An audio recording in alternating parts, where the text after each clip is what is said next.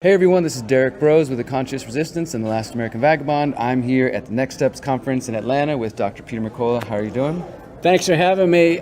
Sometimes I feel like I'm the last American vagabond. Well, I just got to hear you speak, and a house full of people who very much appreciated what you have to share. I don't want to take up too much of your time, but I did want to pick your brain on a few topics if we could. First off, in preparing for talking with you, I went ahead and let's just see what Wikipedia has to say about Dr. McCullough these days. Have you looked at your Wikipedia page recently? Everybody should know we don't write our own Wikipedia pages. Wikipedia has locked me out, and Wikipedia is engaged in defamation, which is written falsehoods with the intent of malice against public figures like myself. So that's what I was curious about is, so as somebody who, I should have said this, you're a cardiologist, previously working with Texas A&M, Baylor, I'm from Houston, and credentialed, you've got the experience, you're the expert, right? We should be trusting you. How does it feel to put in the time, the work, the energy, the money, your livelihood, and then to have yourself labeled, not only Wikipedia, but in the mainstream press in that way, to see your work diminished in that way? The editors of Wikipedia are anonymous, and it doesn't bother me a single bit. Right. I haven't had a single person in medical authority disagree with me.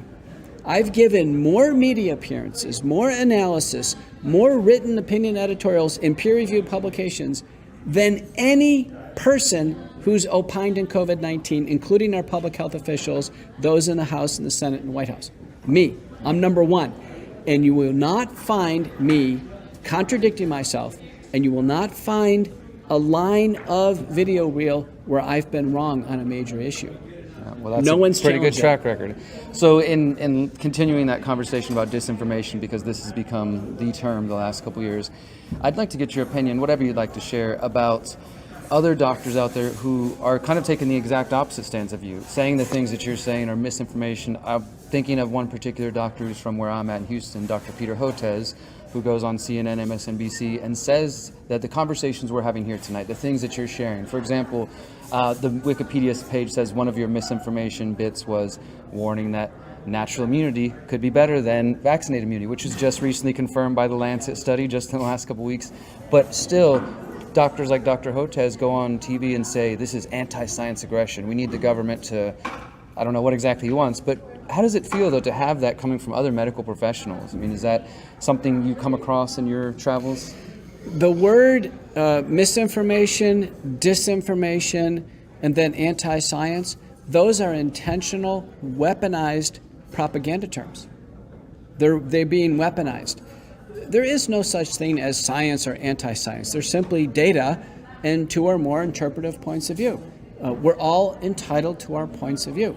For one to label another person and to cast that label, that's actually an intent of malice.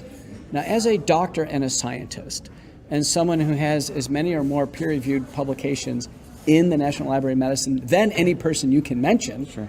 My opinion is just as valuable as any one of these other opinions. We should sit down and discuss the data. In fact, we've invited our public health officials to sit down and discuss the data multiple times in the U.S. Senate, and they won't show up. That's exactly the stance that Dr. Hotez takes. These opinions, which would be things you're hearing here today, aren't worth being debated. They don't deserve the time, and clearly there's some disingenuousness there. It's not up to him to judge. Sure. We can just sit down and discuss it, discuss the information at hand. We have large numbers of injuries, disabilities, and deaths at hand. We must discuss them. Americans are suffering consequences of this mass vaccine program. He doesn't have the courage to sit down and discuss this.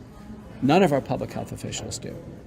And so casting out words like misinformation, disinformation, anti-science is emblematic of individuals who are refusing to face the truth. They are using propaganda to intentionally drive harm in the population. I agree. Got one more question, and we'll wrap up with a solutions-focused one for people at home who maybe feel like they want a little hope. But I'd like to get your opinion on another topic that's related to COVID that has become the hot-button issues in some corners. I'm sure you've come across it. But folks who believe that there are no viruses, or particularly that the COVID virus hasn't been isolated. I'm not sure if how much time you've put in or energy into that. I've interviewed Andrew Kaufman and some of the folks who kind of promoting that idea.